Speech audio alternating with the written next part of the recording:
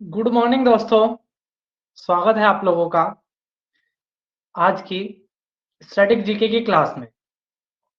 तो कुछ क्वेश्चंस हैं, ये सारे क्वेश्चंस जैसे मैंने पहले बताया है हिंदू एडिटोरियल से होते हैं, उसमें जो अपना स्टैटिक जीके का पार्ट होता है।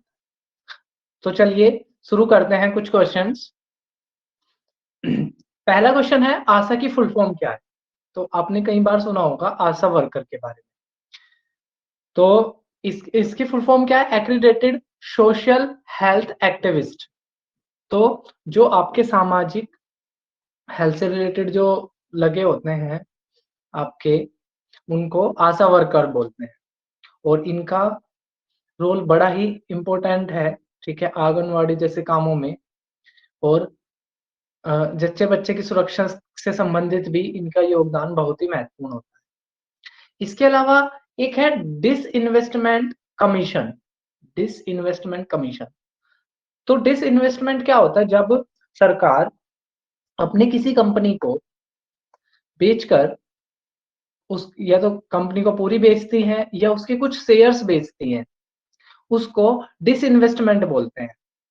तो इसके लिए क्या था कि इसके लिए जब हमने 1991 में एलपीजी यानी कि लिबरलाइजेशन, प्राइवेटाइजेशन, ग्लोबलाइजेशन, यानी कि हमने अपनी अर्थव्यवस्था को उदार बना दिया था और अपने मार्केट को खोल दिया था। उसके बाद से हमने अपने पीएसयू को, पब्लिक सर्विस की जो फैक्ट्रीज थी, उनको धीरे धीरे हमने उनका डिसइन्वेस्टमेंट करना शुरू किया। तो इसको अच्छे प्रोसेसर के लिए हमने 1996 में डिसइन्वेस्टमेंट कमीशन भी बनाई, जो मिनिस्ट्री ऑफ इंडस्ट्रीज के अंतर्गत थी।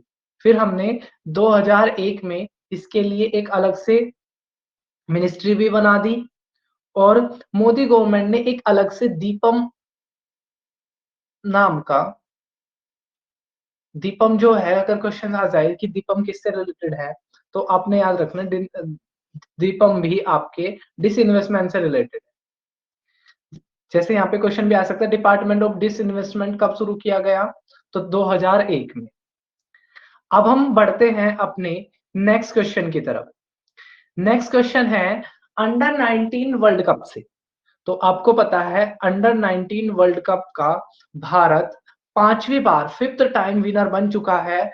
और रनर अप कौन रहा? रनर अप इंग्लैंड रहा।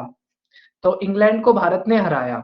इससे पहले भारत ने अंडर 19 वर्ल्ड कप कब कब जीता है? 2000 में, 2008 में, 2012 में और 2018, और अब की बार का ये वाला वर्ल्ड कप। और सबसे अच्छी बात ये रही कि अभी तक जो भी इन वर्ल्ड कप के कैप्टन थे अपने, उन्होंने इंटरनेशनल टीम में आके काफी अच्छा किया।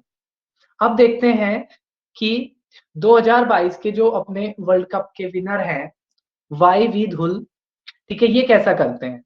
और सबसे इंटरेस्टिंग बात ये है कि अभी इन्होंने दिल्ली की तरफ से रणजी मैच खेलते हुए अपने डेब्यू मैच की दोनों पारियों में शतक लगाया है।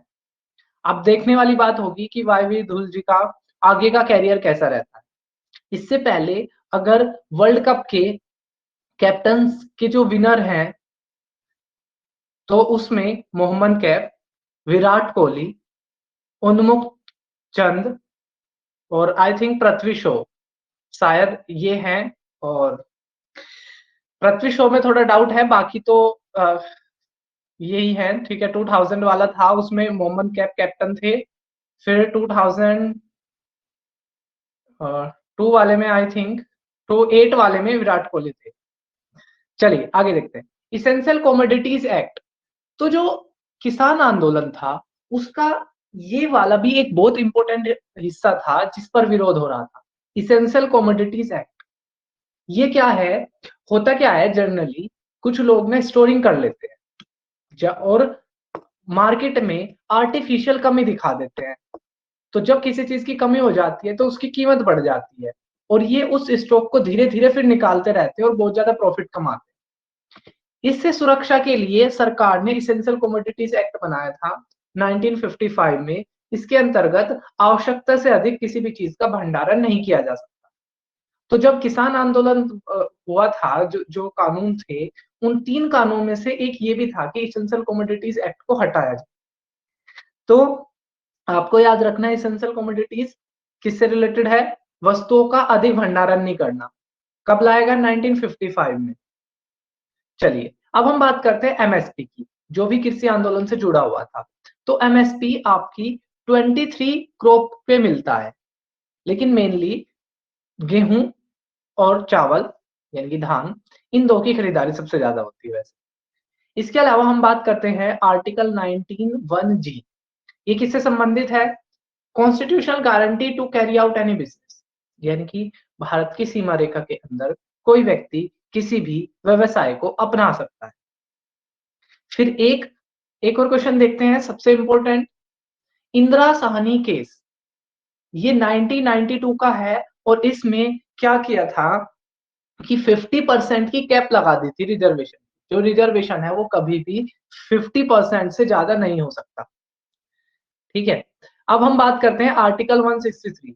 Article 160, governor bind to advice of council of ministers, यानी कि जो स्टेट के अंदर जो गवर्नर होंगे उनको उस राज्य के काउंसिल ऑफ मिनिस्टर की सलाह माननी पड़ेगी। यानी कि गवर्नर की जो पोस्ट है वो एक बाध्यकारी पोस्ट है, जिसमें काउंसिल ऑफ मिनिस्टर्स की सलाह पर ही उनको काम करना पड़े।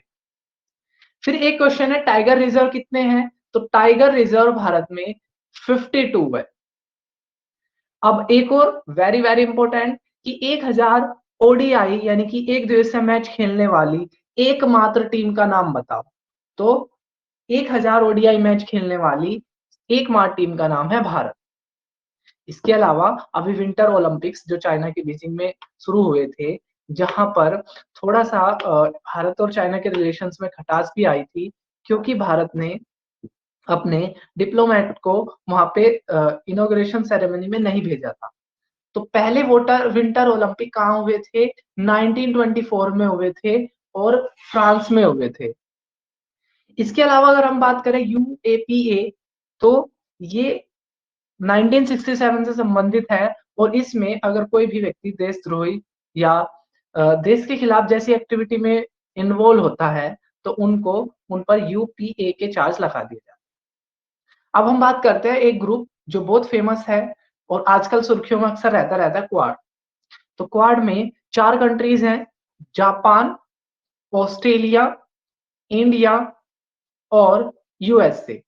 इन चारों ने मिलकर अपना एक डिप्लोमेटिक मंच बना रखा है और डायरेक्टली और इनडायरेक्टली इनका टारगेट है चाइना को, चाइना की बढ़ती हुई एक्टिविटी पर कंट्रोल करना।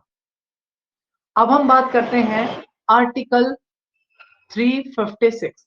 तो आर्टिकल 356 है आपका राष्ट्रपति शासन से संबंधित, और इंदिरा गांधी ने आर्टिकल 356 का अपने शासनकाल में 39 बार यूज किया। अब एक और टर्म है सेमीकंडक्टर।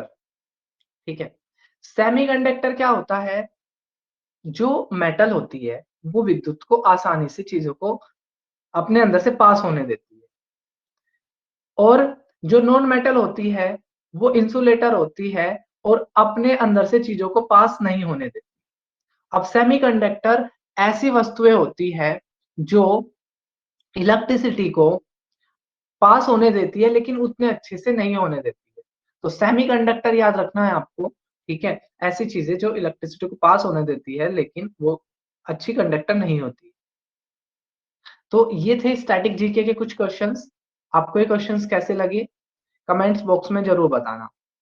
धन्यवाद।